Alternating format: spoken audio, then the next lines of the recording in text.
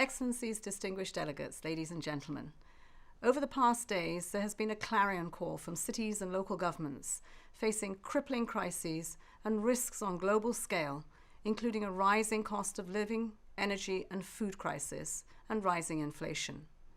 These crises are further amplified by the persistent health and economic threat of COVID-19, a war in Europe and sanctions with implications on an integrated global economy, and an escalating technological power race. Implications and knock-on effects to our urban agenda, now and in the future, will be profound and complex. As a global community, are we prepared for the future of our urban agenda? Looking ahead, are we prioritizing collective action, data and investments to reduce the risks of tomorrow? The second session of the United Nations Habitat Assembly is playing a crucial role in raising awareness on how to shape a more secure future through multi-level governance systems, long-term policies, resilience measures and funding structures to address urgencies and opportunities, including through strategic partnerships. In this context, I applaud the work of the UN-led Local 2030 Coalition that was launched in 2021 to elevate local actions across the UN and serve as a platform to engage, inspire, and scale local innovations for the SDGs. As we build for the future we want, we must work closely with public, private, and community local actors and UN country teams to accelerate the implementation of the SDGs.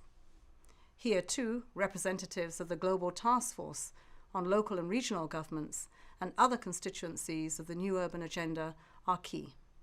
In this way, the UN Habitat Assembly is also putting into practice the principles of inclusive network multilateralism to inform the Summit of the Future next year. As we approach the review of SDG 11 at the High-Level Political Forum this July, I invite you to bring forward the outcomes of this assembly to amplify solution-oriented approaches at local and subnational levels as a contribution to the SDG Summit in September. I invite member states to participate at the SDG Summit at the highest level to take stock of progress, assess setbacks, and present groundbreaking solutions to accelerate the attainment of the SDGs.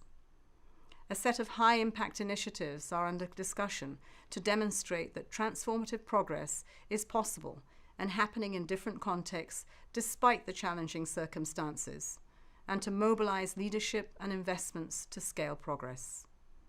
There is great promise for the Local 2030 Coalition to showcase how inclusive and multi-partner initiatives are contributing to the necessary transitions in energy, food, digital and social protection at local and subnational levels to advance the 2030 agenda. Excellencies, ladies and gentlemen, I commend your government's leadership at this Assembly around key resolutions that will help the international community to make progress on the SDGs. I wish you a productive outcome in Nairobi that will bring the voice of local champions to the SDG Summit and beyond as we all shape a better future for people and for planet. Thank you.